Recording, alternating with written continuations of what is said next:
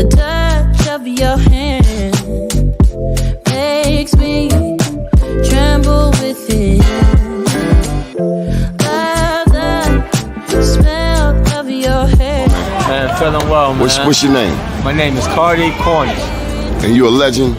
I'm a legend. You're a legend here in Baltimore City. Where we at right now? We live in the 17, Pennsylvania Avenue. The legendary Pennsylvania Avenue. Man, the last time I saw you here, you were doing something just across the street here. What were you doing? Oh yeah, I had some food left over from an event. We brung it out. We fed a couple of people, man. Why you do that? Nice soul food. Why you do that? Man, the love that God has shown me in Christ, man, it overflows. That's how it overflows. That's right. We got more than we can use. Already was high within Sandtown, Winchester community, but the age group is getting younger. Children under the age of 18 being murdered in Sandtown has a high peak right now. So our goal is to catch the children. You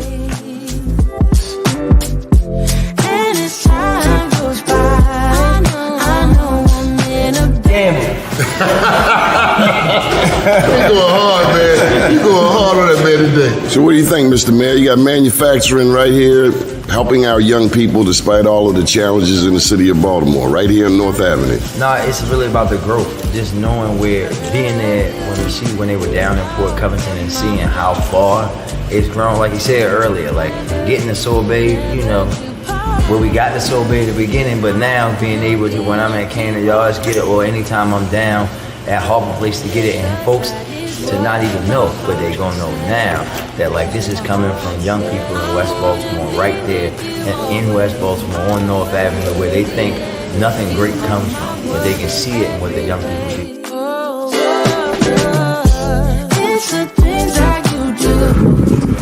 Here on the bank of Mississippi, now right here, French Quarter a beautiful town, just leaving Algiers, which is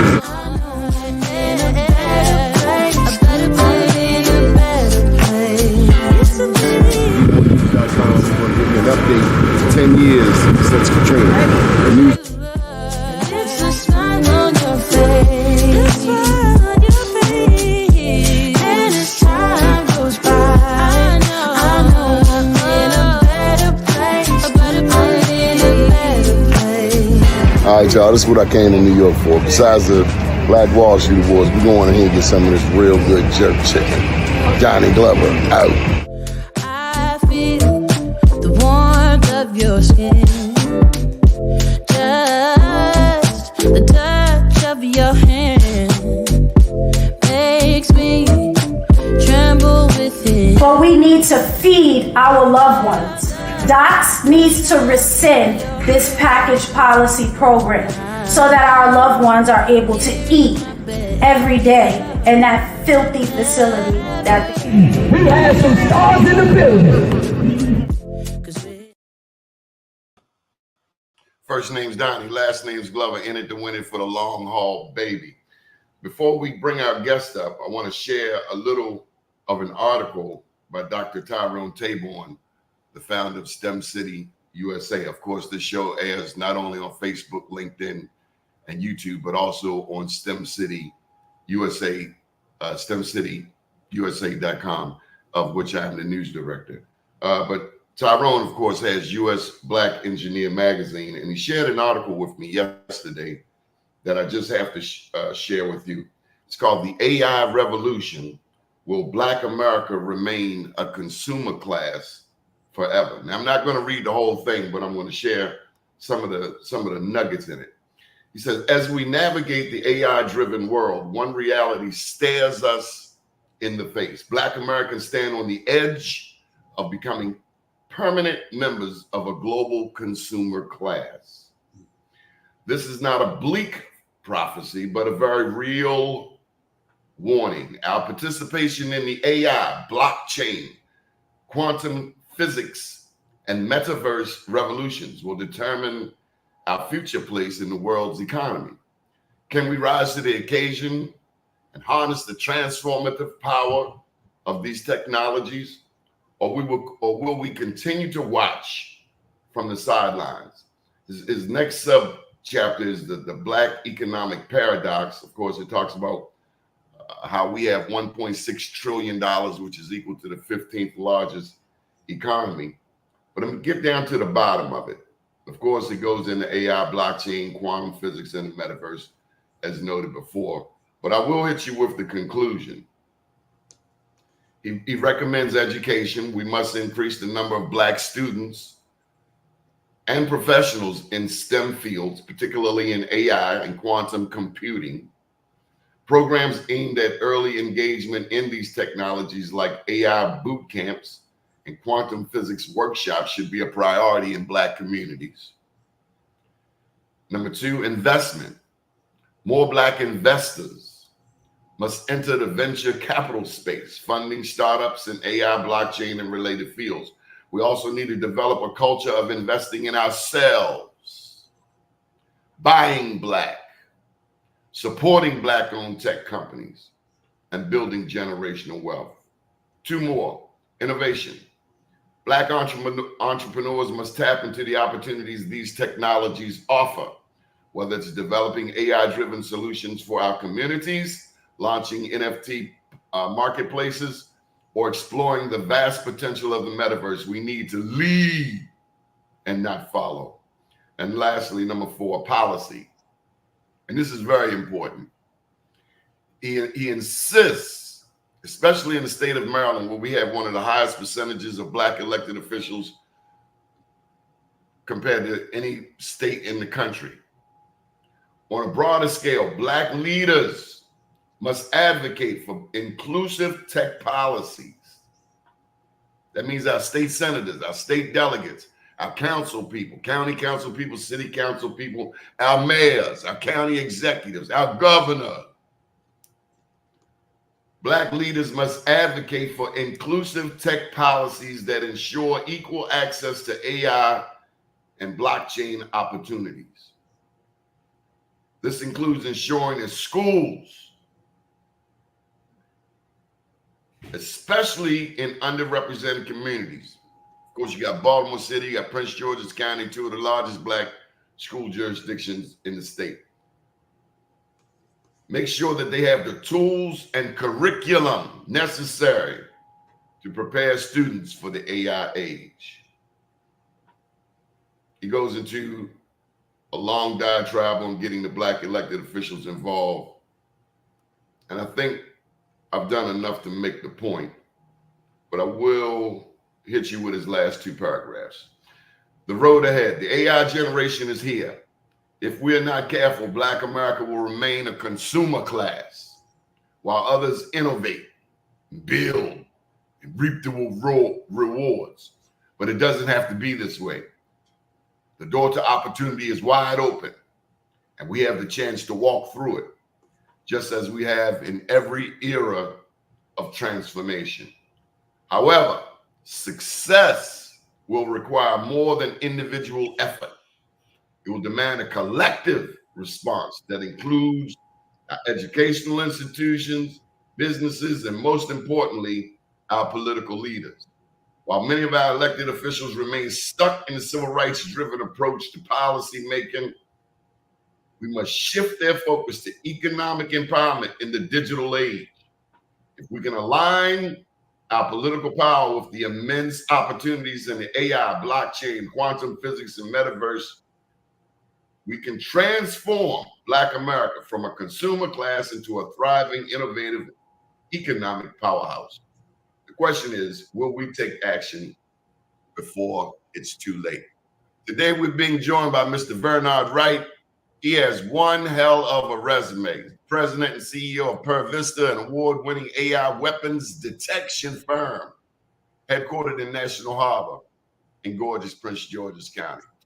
Before founding PerVista, his professional experience was comprised of multiple executive leadership roles, including serving as a CIO and VP of operations for Iron Boat Technologies, CIO for WSSC Water, CIO for Prince George's County Government, and Director of Technology for Hillary Clinton during her successful United States Senate re-election campaign and subsequent 2008 presidential campaign. In addition, he was the Chief Technology Officer and Technical Organization Delivery Manager for Electronic Data Systems which was subsequently acquired by Hewlett Packard.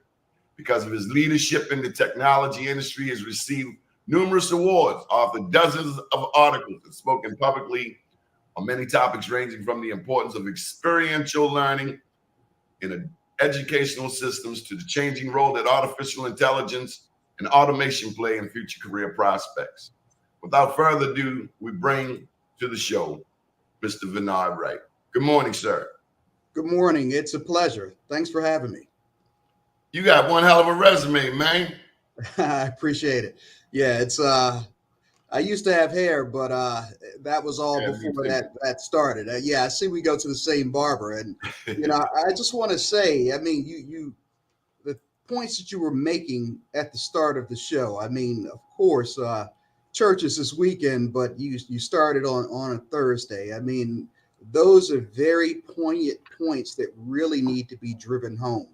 In order for us to be a part of this AI ecosystem, we have to be deliberate, and it's all of the things that you just encapsulated in that passage. So I appreciate you starting off with those remarks. Do you know Dr. Tabor? I don't, but I would love to meet him just based on the little bit I heard. So he founded Black Engineer magazine like 40 years ago. Wow. And then he founded Hispanic Engineer. But I bet you've heard of his big event. It's called BEA, Black Engineer of the Year Awards. Absolutely. That's Absolutely. Dr. Tyrone Tabor. And he founded, so this show, as noted, we're on social media, but we also air in the metaverse. He's a big proponent. He's got a couple of books on the metaverse. Wow. Wow. I will, you send me your number and I'll make sure I'll connect you to right away. Absolutely. I sure will. I appreciate that. And, so going back to one of the points you made about making sure that the AI ecosystem is inclusive, one of the challenges that I'm seeing, and as you read, I've been in IT now for almost 30 years. And one of the things I saw across each one of those roles that you laid out is that there is not a lot of diversity at that level. So it's not just race. And I say that over and over again. It's gender, it's age, it's a number of different things. But it really doesn't boil down to bigotry or racism as being the sole reason there's not a lot of participation at that level. And including in AI, a lot of it is access to networks. Part of it is based on making sure that people have the skill set that's necessary and making sure that people understand how to move and navigate once they reach that level. So part of what I've done is I did write a book myself called Cracking the C Code, which focuses on the 12 soft skills that are necessary for people to reach that level and be successful. And it's based on hard lessons learned in my own career and things I've observed around me from incredible leaders. So one of the things I'd like to drive home is that we have to be deliberate in putting those interceptive strategies in place for there to be greater participation at those levels. Tell me about the C-suite. Now, that's the chief executive suite. That's where the big boys play. That's right.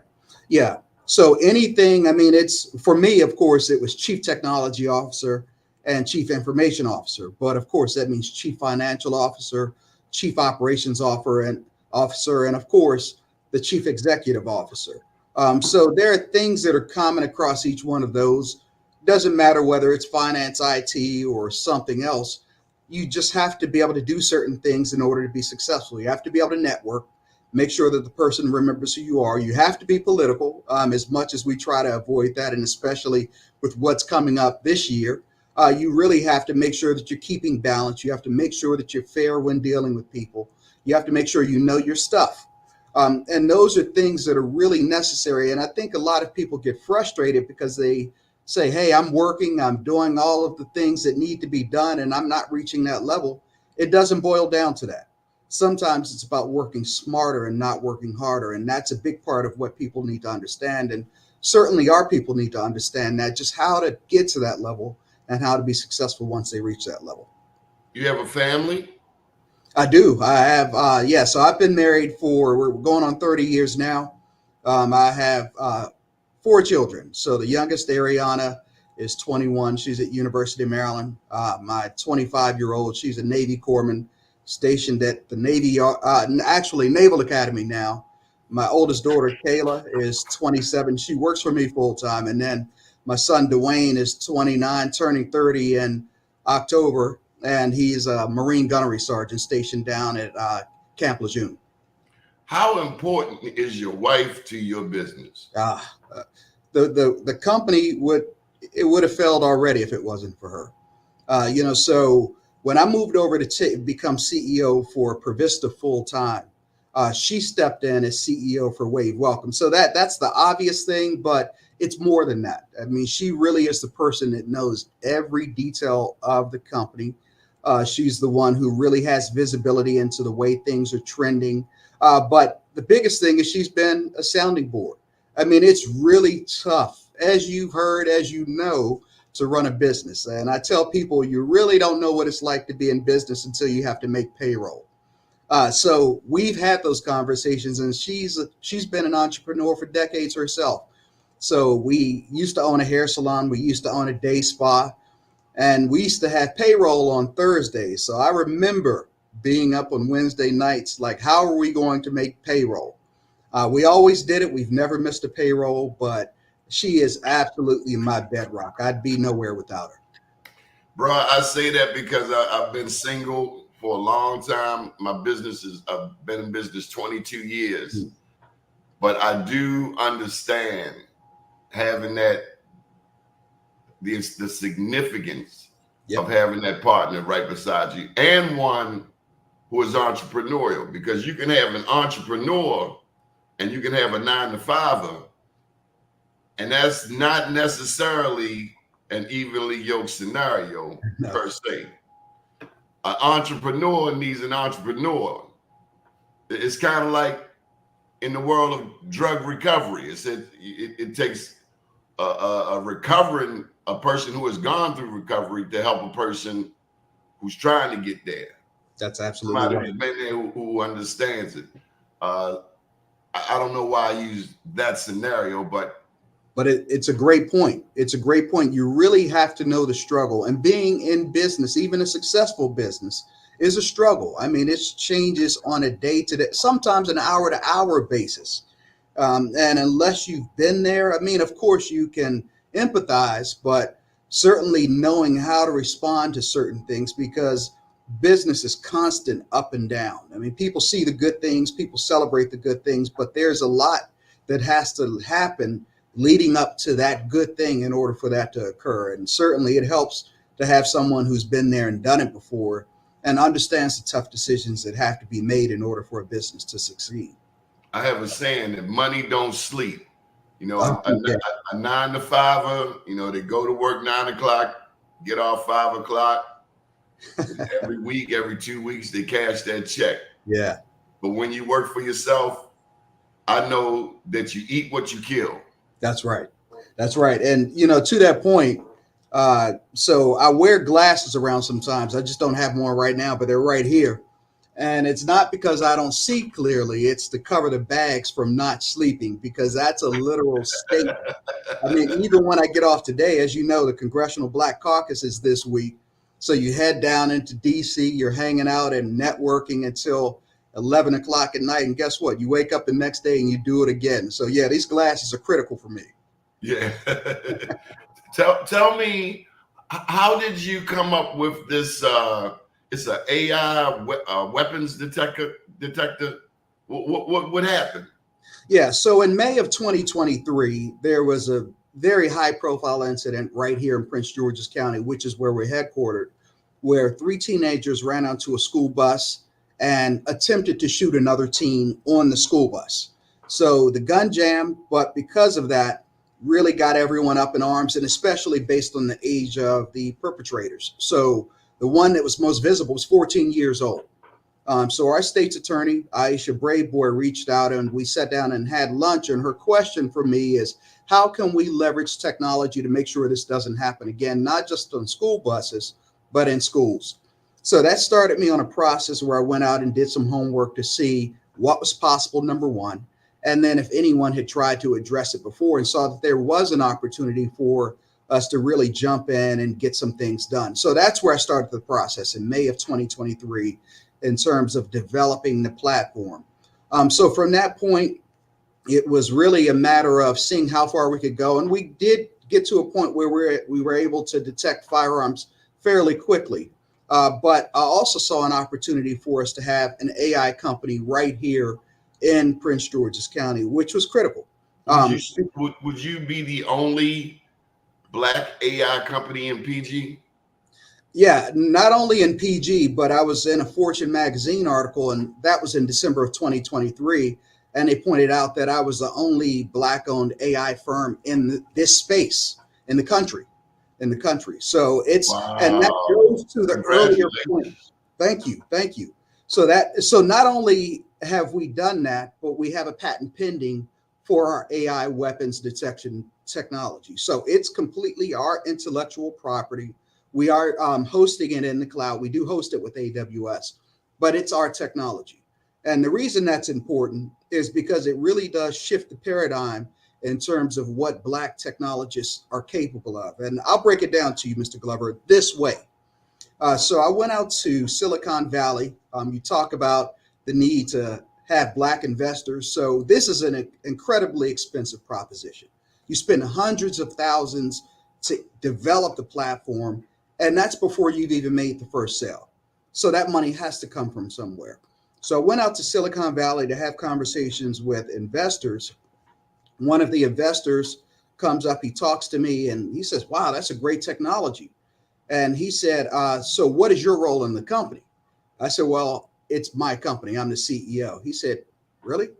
He said, so how's fundraising been going? I said, it's been a little slow. He said, do you want to know why? I said, I'd love to know why. He said, it's because you're Black. He said, no one's going to take you seriously in the space.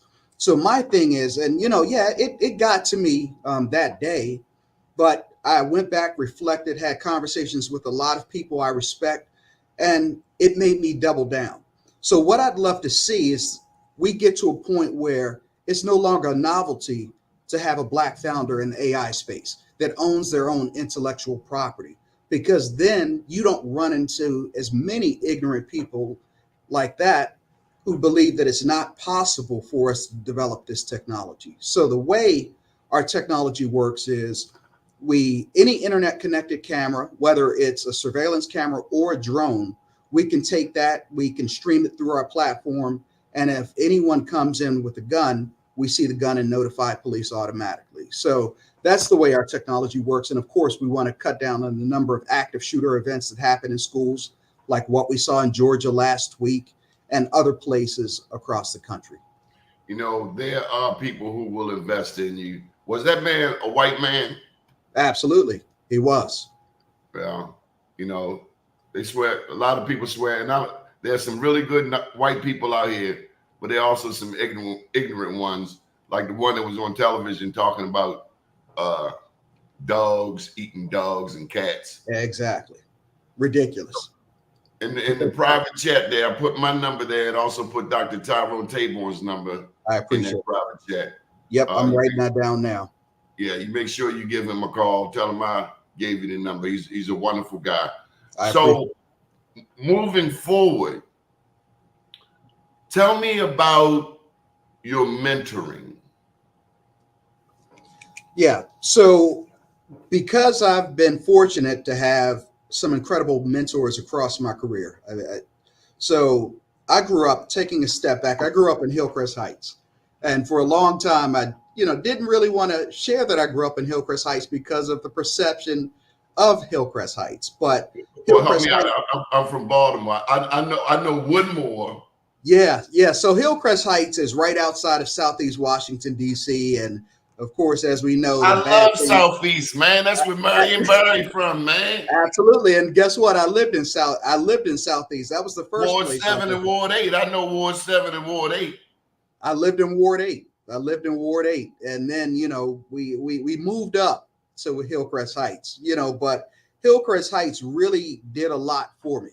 But what I saw was that there really were not a lot of people that were coming out of it that had the ability to get to that level. So I was really fascinated by what it meant to be successful in terms, and what I mean by successful is the guys that are dressed like you with the suit and tie on. I mean, that was just fascinating to me because I didn't see it on a regular basis. So I sought out people that I perceived to be successful, and they were very gracious with their time.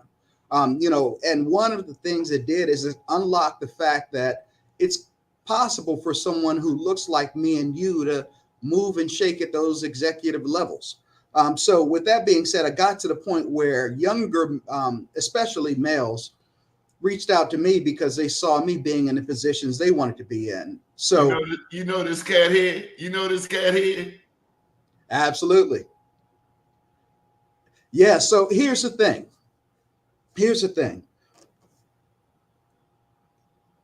Being a CIO, I remember going to a Gartner conference where there were 2,000 CIOs, Chief Information Officers. This was in Florida, 2,000 from across the country, some of them from very large companies.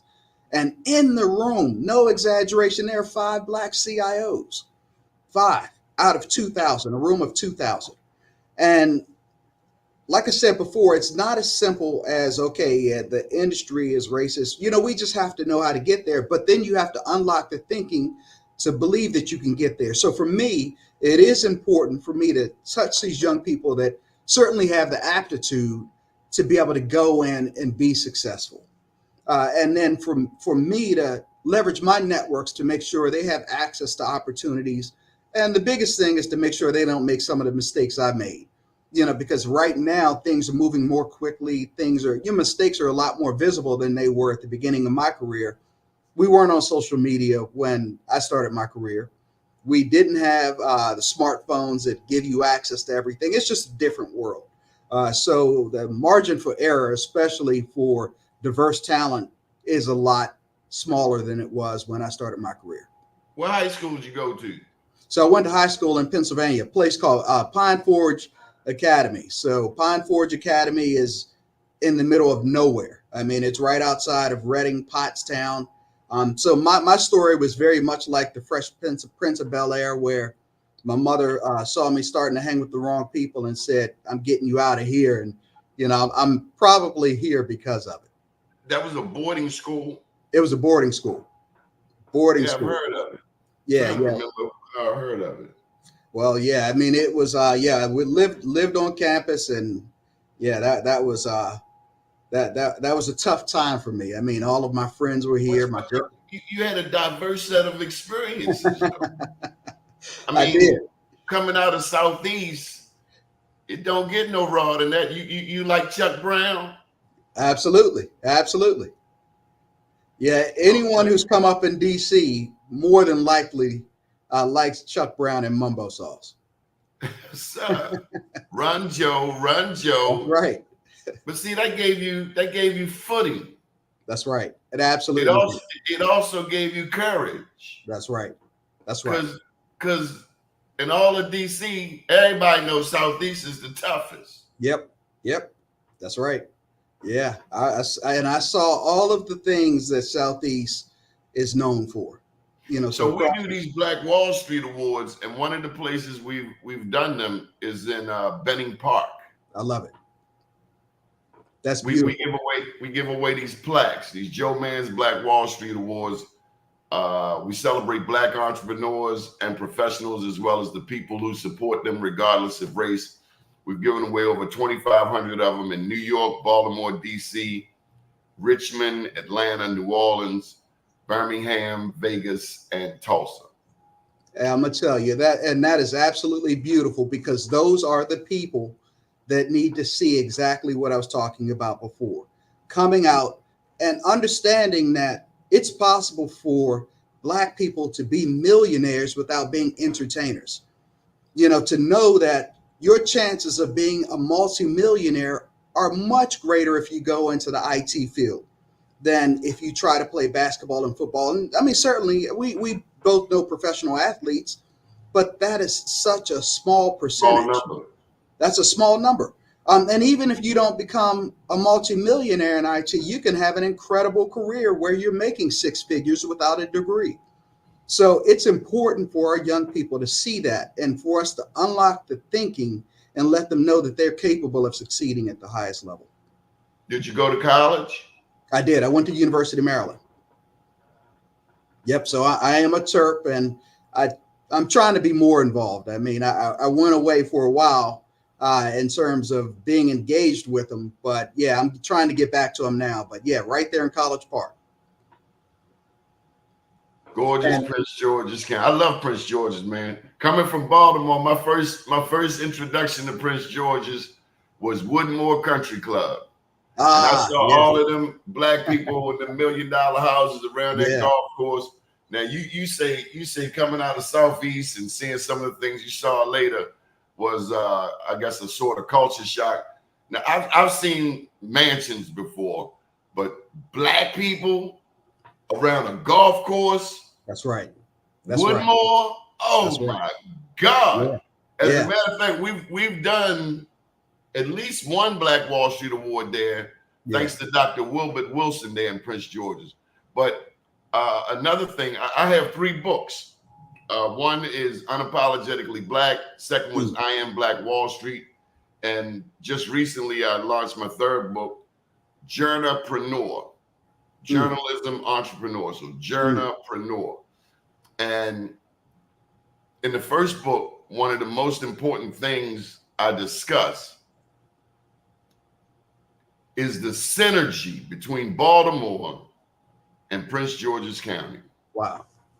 Because, of course, you know Tommy Broadwater. God rest his soul. Absolutely. There was a man here in Baltimore, Clarence Mitchell III, of the Mitchell family. And he and Tommy Broadwater, they began, I believe, that Baltimore, Prince George's, Baltimore connection. Yeah. And you are a student of politics. There would be no Michael Steele. That's right. If it weren't for Baltimore and Prince George's. There would be no Boyd Rutherford if it weren't for Prince George's and Baltimore. That's right. We have so much in common with the 2 majority jurisdictions, and our 2 jurisdictions can sway any election. Nobody wins without us. Right. Nobody. Right. Ask Kathleen Kennedy Townsend. That's right. Back in 2002, she was very disrespectful to black people. Yep. Very disrespectful. And when we learn, that's what I write about in my first book, Unapologetically Black. When we work together and put that foolishness aside, nothing can stop us. And so as we get that political power, we can then parlay that into the economic power. Too often, we have been used. Black people have been used. We get people in there and we don't have an ask. That's right. And you know, that's critical right there. So part of what we are trying to do right now is to strengthen that relationship on the business front between Baltimore and Prince George's County. So Baltimore is doing some incredible things on the business front. As you know, you live there. And a lot of investment does go into Baltimore in terms of the tech ecosystem and making sure that entrepreneurs have the resources they need to grow and scale. We are looking to replicate a lot of that here in Prince George's County, but instead of looking at us as 2 separate places, look at us as one ecosystem in Maryland, because some people don't live in Baltimore or Prince George's County. They live in Montgomery County. They live on the Eastern Shore, Western Shore. So really making sure that we view the fact that we are all in the same struggle entrepreneurially. So we are trying to be more deliberate about that. Have you heard of the young man in Baltimore named Fearless? Absolutely. Yeah, we actually featured Delali just my company featured Delali last Friday. I mean, that guy's a rock star, absolute rock star. And more people need to know his story. Well, more people in Baltimore are learning your story, and we're going to have even more people learn your story, whatever that takes. I've been running BeMoreNews.com for the past 22 years. Started it from nothing. As a matter of fact, the first version of BeMoreNews.com was in Microsoft Publisher. Wow. Wow. It was ugly. That's a blast from the past.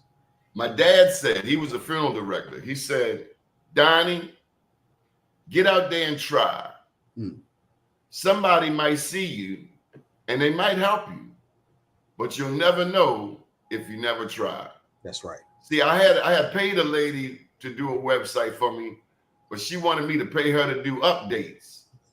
And I said, scrap that. I want to do my own updates. I don't want you to have your hand in my pocket perpetually. You know, you're not going to pimp me. Yeah. So that's when I just went on and did it in Publisher. But it didn't take long. And I met a young man. He's gone now.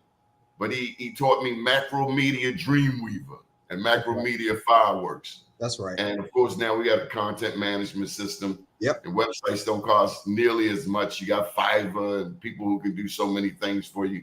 But I learned what I don't do. I'm a writer. Let web designers web design. But we've come a long way. We've come a long way. That's right. That's right. We absolutely have come a long way. And that's one of the beautiful things about technology, because it does constantly advance. And going back to one of the earlier points you made at the beginning of the show, we really have to make sure that we're deliberate. I mean, the things that you talked about in terms of going out to learn new technologies and figuring out what works best, that's a critical mindset and what our young people need to have in order for us not to be strictly consumers. And that's my fear. So what's happening with AI and automation, and especially once those two intersect in a way that it's cost effective for small businesses and everyone to adopt it, which is what happened with ChatGPT. You could get onto it for free. If you wanted a better version of it, you could pay $20 a month. That's cheap. But what happens is that's a disruptor. So now you don't need someone to go and write your content. You know, we saw that during the editor strike, where people are saying, you know, the writer and editor strike, and they said, well, we want to make sure that AI is not involved because it is a threat. You know, but where it's really a threat is for unskilled positions, you know, because AI and automation have the ability to completely eliminate those positions that are not skilled. But skilled positions is a little more difficult, and it's going to create new careers, certainly, but you still have to be skilled in order to participate in those new industries that AI is going to create. So our young people need to understand that you have to develop a skill. You have to have a curious mindset. And guess what? You're always going to be learning. Like you said, you're learning new tools all the time. There is no such thing as I'm done, I know it, and that's it. You're going to be learning for the rest of your life, or at least as long as you want to continue to make money. Yeah, that's the thing about technology. It's ever changing. That's right. Just like the cell phone. There was a time when we had Blackberries. Yeah. There was a time we had Palm Pilots. Right. Right. Now you got a cell phone with everything in it. Yep.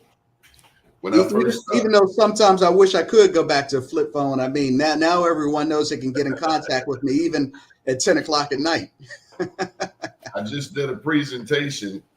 So these are my 3 books. The first one. There we go. Yep. Unapologetically Black.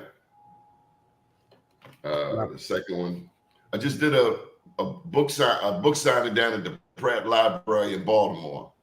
I Am Black Wall Street. That's when I was learning about the independent Black communities, not just in Tulsa, but everywhere. DC had a whole lot of them. That's right. And this is the most recent one, Journalpreneur. Wow. But what I really wanted to show you was I shared some of these down at the wow. These are my dead soldiers, man. Yeah. Right. I would just buy a new one. Wasn't paying no damn insurance for it. Right. I just wore it out. And so, long story short, I did a comparative analysis in Journalpreneur between my news website and some of the other Black news websites around the country. St. Louis American, Amsterdam News, Chicago Defender, Baltimore Afro. Come to find out, we have 7,000 YouTube videos. We have more than any black news outlet in the country. Wow. That I've found. And I'll tell you, it's an honor to be on it. It's an honor to be on it. So how do you get the AI technology, the weapons defense system into schools? Are you waiting for Aisha Brave Boy to become the next county executive of Prince George's County? Well, it's not an easy journey, and I'll tell you why. So, of course, schools know that they need technologies like this. And this isn't the only answer, of course. There are magnetometers and all kinds of other things that help to keep students and faculty secure. But the reality is schools don't have much money to spend. Their budgets are pretty tight. And even when they can spend money, it tends to go along their fiscal year. So for us here in Prince George's County, fiscal year begins on July 1st, ends on June 30th.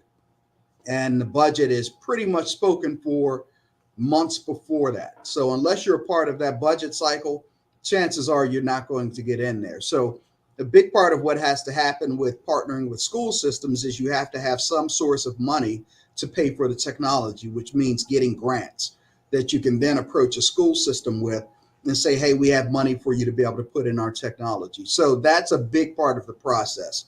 Doesn't happen quickly. So schools are difficult to work with in some ways, which is why we also focus on other industries like sports and entertainment, the Baltimore Orioles. We focus on also concert venues, because the reality is outdoor spaces are also threatened by firearms. You remember what happened in Vegas some years ago, where that guy was in Mandalay Bay and fired down into the crowd of concert goers. So anywhere people go publicly could potentially be a client for us. And the reality is they also make a decision more quickly than schools are able to, because they have bigger budgets in a lot of cases, but they also have the ability to move quickly, whereas schools can't. So yes, schools are certainly our primary target, but in order for us to stay in business and make money, we have to look at other customers too. So I see you wouldn't bite on that Aisha Brave Boy for county executive. Yeah, so I mean, I'm a big fan of Aisha. I mean, everyone knows that. Anytime I give an interview, I give her a shout out. And she certainly, she loves Prince George's County. But she's been to Baltimore more than most Prince George's County officials. That's right. She's one who is the glue between Baltimore and Prince George's. But you also got Calvin Hawkins down there. That's right. Yeah, I mean, it's going to be an interesting race, because those are not the only two names that are going to, be. I don't want to take anyone's scoop away, but yeah, there are other people that are going to jump in the race and make it interesting as well. So I'm just going to sit back, eat my popcorn, and watch it all happen. So if you're going to get into school jurisdictions, there's more than one way to skin a cat. That's right. I mean, you have the state school superintendent, you got the governor. Yep. Have you met the governor? Oh yeah, I mean, I know the governor well, and he knows me. I mean, I saw Governor Moore. Today is Thursday. I saw him Tuesday in Annapolis. Yeah, so I went out there, and a big part of what I was talking about is just making sure that we reach the MBE goals. As you know, the MBE goal, I think it's 29%. We've never hit that. We're always around 14%, and there are reasons why. So just pointing out some of the challenges that are happening that he might not be aware of, that are really getting in the way of MBEs like my own company succeeding in getting those state contracts. So that's a part of it. This afternoon, I'm going to, you talked about county council. I'm actually testifying in front of Prince George's County Council this afternoon, because one of the things that I ran up against is our biggest competitor was able to get into Prince George's County because they came with one of those grants that I talked about. So they came in with the grant and they got a sole source award, which should not happen. There should not be an exemption. There should never be a case where, when there is a technology that's right in your backyard, a sole source is given to someone else. So that's part of what I'm testifying about in Prince George's County Council later on this afternoon. So it's business. I mean, you have to compete like anything else, but it should be a level playing field for everyone. And So certainly, you're MBE certified? I am. How I'm long? MBE. How long? So I've been MBE certified now since, so with the other company, we've been MBE certified, I think, since 2021. So yeah, certainly. And here's the thing, just about everyone in Prince George's County, the elected officials, know who I am. So if that happens to me with the networks and access I have, what's happening to a person who is just focused on running their company and saying, if I have the right products, if I have the right services, I'm going to get an opportunity. That's not the reality now. So there is a need for advocacy. There is a need for elected officials to make sure that they're supporting the local ecosystem. Other places certainly give preference to companies that are right there in their jurisdiction, that are paying taxes and hiring people. We should do the same thing right here in Maryland. So that's a big part of my message. I imagine that you have not depended on MBE to eat. Absolutely not. I actually have leveraged it very little. So I haven't been shy about the fact that I do want PerVista to become a publicly traded company. Reason being is there is a stat that's out there, and I always tell people, don't take my word for it. You can certainly go out there and do your own homework. But across the NASDAQ and the New York Stock Exchange, there are over 6,300 companies. Of those 6,300 companies, only 12 have been Black owned. And that doesn't mean just offering stock, but also making it to the point where it's a publicly traded stock that you can go out and buy. It just doesn't happen. So I would like to make sure that I'm one of the companies that goes to that point.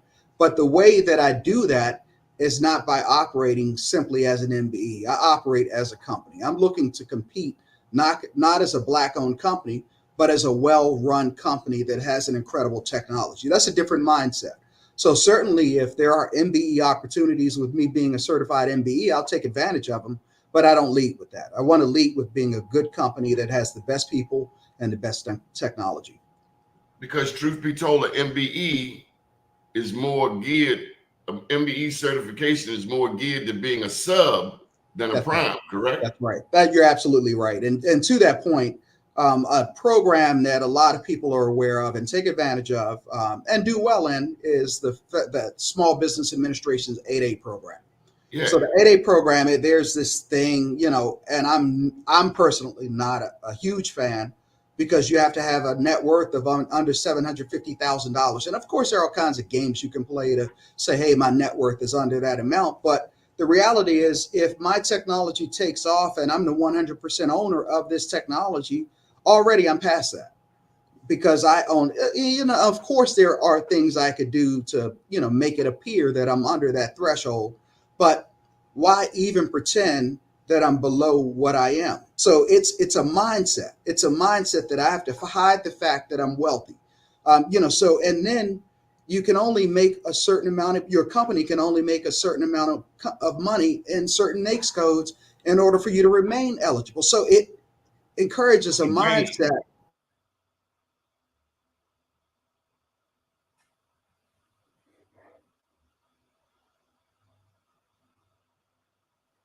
We're talking with Vennard Wright here on bmorenews.com and blackusa.news. It's been a very powerful interview.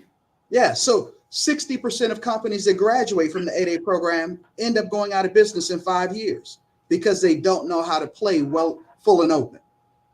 So, I mean, that's just not, with me, I have delayed going into the 8A program as long as I could, because I wanted to succeed without the 8A program. I wanted to succeed without MBE certification. I want to succeed because I know how to do business.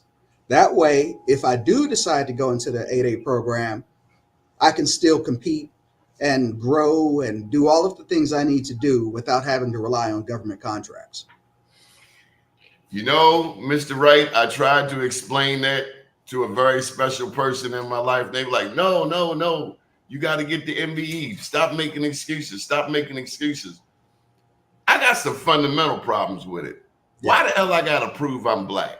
That's right. When I ride down the street, I know when the police pull me over, I know damn well I'm Black. And so That's right. I'm going to fill out all of this paperwork, take all of this time away from hustling to do this stuff. Right. And it's just my mindset. I agree. Only to be a sub. I've been a sub before for a major company, and they treated me like a slave. Absolutely. That is very much the case. And I did not like that experience. I don't like it either. I don't care how much money it was. Yeah, so I've even had instances where people would use my name and my company to win the award, and then you never hear anything once they get the contract. I mean, all kinds of things happen. All kinds of things happen. But one of the things I want to emphasize for people, so I'm a part of something called Vistage, which is a CEO peer mentoring group where you have all of these CEOs of companies that get together once a month, and we talk about our challenges. We learn about sales and marketing and all kinds of different things. But bottom line is, I'm by far the smallest company in there. I'm also the only Black-owned company in there. But here's the thing. I look at these companies that a lot of them are doing government contracting, and none of them are Black. And these are companies that in some cases are making $100 million a year in revenue. They never went through the 8A program. They'd never. So how are they able to succeed without going through the 8A program if the 8A program is what you need to grow and scale? So I want to adopt relationships. That's right. So those are the kinds of things that I want to emphasize as a business owner. That's the thing that I'm looking to double down on, not the fact that everyone sees that I'm Black, but I just happen to be Black as a business owner. I don't really want to emphasize the fact that we're a Black-owned company. We obviously are, but I'm not going to lead with that. I really want to lead with the fact that our technology is the best technology and that we're capable of doing the business and doing the things that people expect us to do and delivering at the highest level. It's all about relationships. Oh, don't I know? The right relationships. The right relationships. And I That's just heard you say you want to be the brokest one in your circle. That's right. Absolutely. So, I mean, I do have some friends that are really wealthy, but what it makes you do is when you go and talk to them, you can't say the same thing you said last month. You've got to say something new. There really is no room for excuses. You've got to go in there. You've got to have some sort of update, but it really, one of the things I've seen with the people that are doing really well, I don't hear excuses from them ever. Doesn't mean bad things don't happen to them, but that's not an excuse not to succeed. I never hear them give excuses. Never hear them. They just, matter of fact, here's what happened. And here's what happened, and here's what I'm going to do about it. So it's just a different mindset being around people who are successful at that level. So I really don't like being a part of pity parties. Any involvement with HBCUs? Absolutely. So I'm on the advisory board for Bowie State University for computer science, data science and analytics, College of Business and Graduate Studies. I'm very involved with them.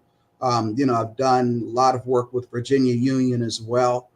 So my oldest daughter graduated from Bowie State, as a matter of fact. And then with Dr. Bro. Dr. Bro, that's right. Yeah, I'll be at the football game with her Saturday when they play Davenport University. She's a sharp lady, man. She's one sharp. I met her up here with CIAA when Bowie comes up here every February. That's right. That's right. Yeah, she's an incredible person. And then, right there in Baltimore, my first cousin, Kevin Broadus, he's the men's basketball coach.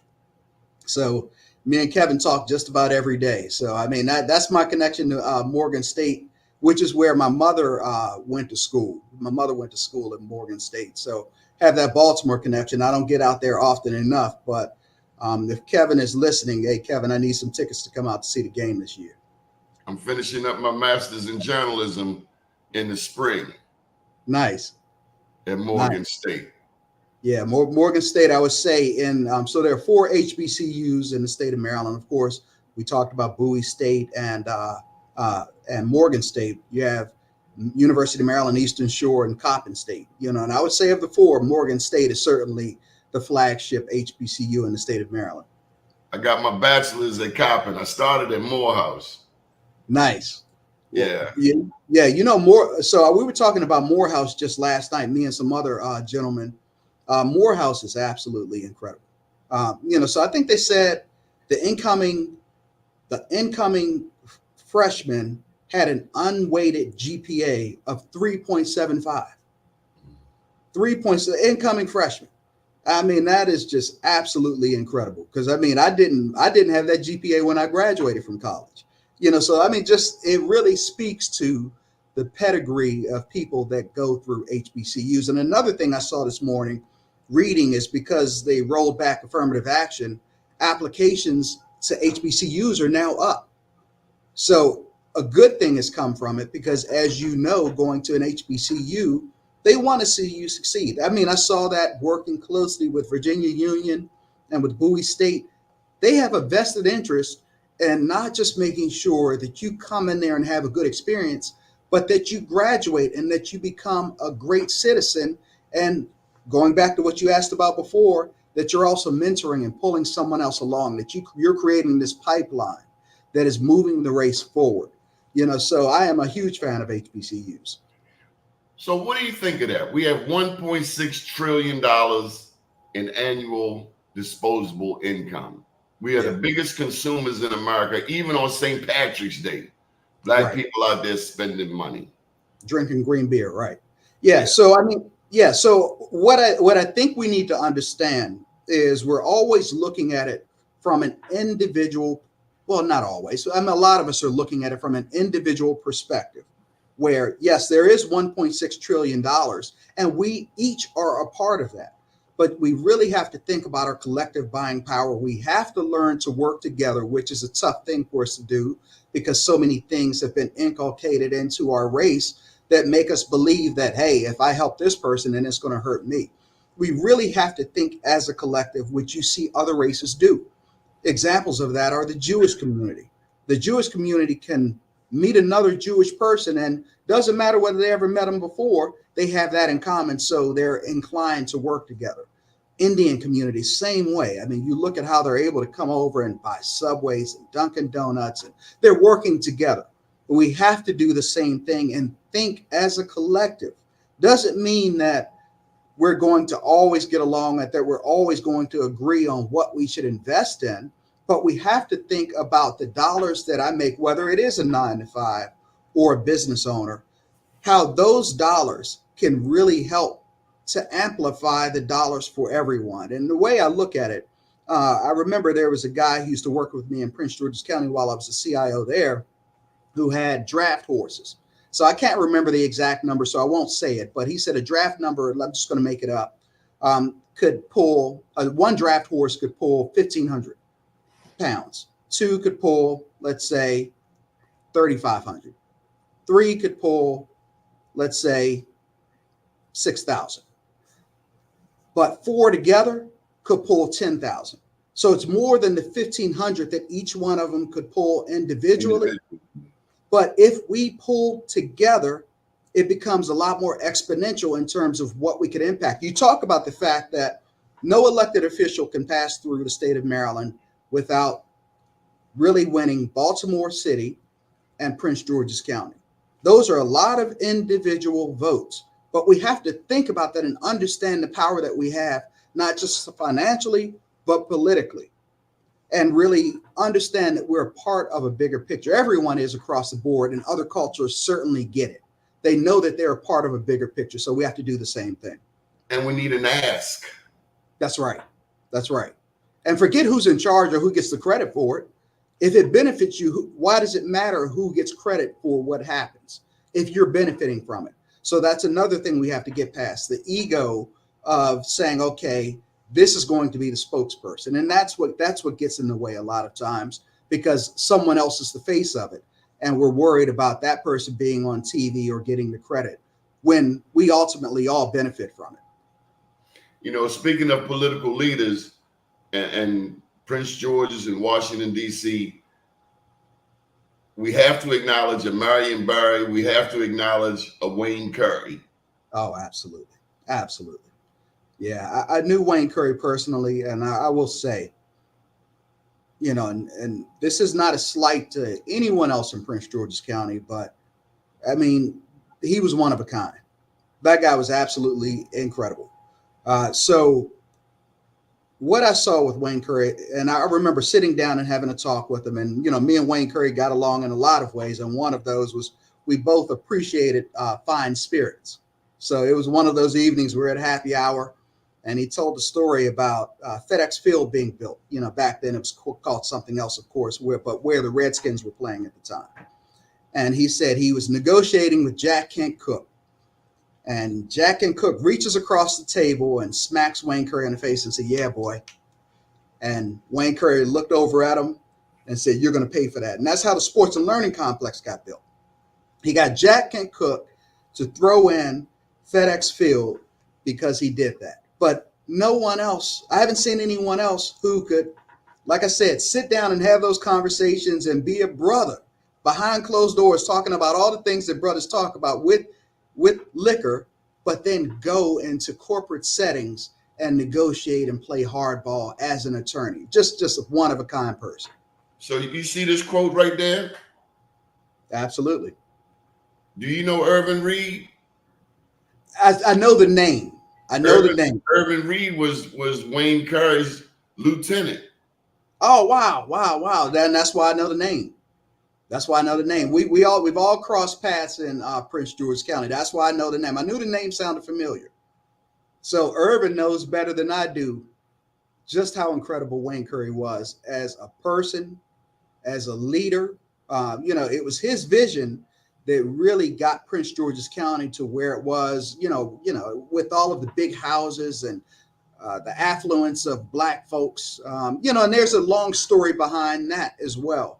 That Alvin Thornton, who used to be the Prince George's County Public School System's superintendent some years back, he told the story about, of course, there was a point in Prince George's County where there was no Black county executive. There was no Black state's attorney. So Tommy Broadwater, you brought that name up. I mean, that guy was definitely a pioneer, but as you know, he was one of the first. So at a certain point, you had the Tommy Broadwaters and other people who got together and said, you know what? There are these Black folks who are living here in Prince George's County. Why haven't we had a Black county executive? And they made sure that happened. And that's where Wayne Curry came from. But he understood the charge. He understood the weight of being a first. And that's really where we need to understand that as we come along and we start to achieve these things, we're standing on the shoulders of forebears. That we're not the first person to do it. And we need to understand exactly what is expected of us. We need to become leaders. And I mean, we need to have conversations like this one, to use your word, unapologetically. We need to stop being shy about what's needed and what our role is and make sure that we're stepping into our mission. Any final thoughts, big brother, or any contact information, anything you want to share before we close out? This has been, Irvin said it. Irvin watches just about every show. He actually came on yesterday.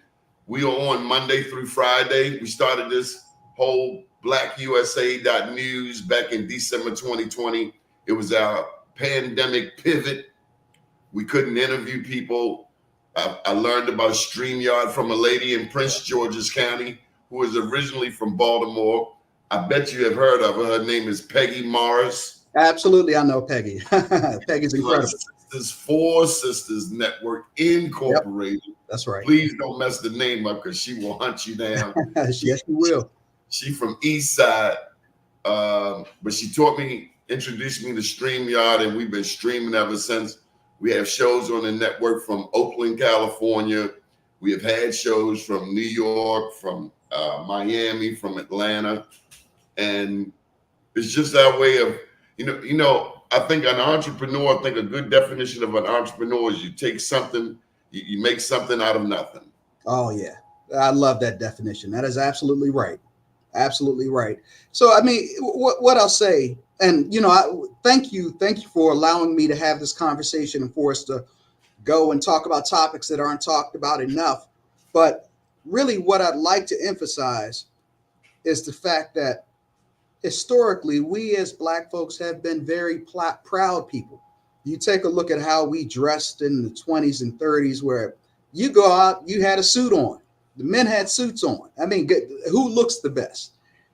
Women had their hair done. I mean, it was just, we were a proud people, and we took a lot of pride in the fact that we wanted to be perceived a certain way.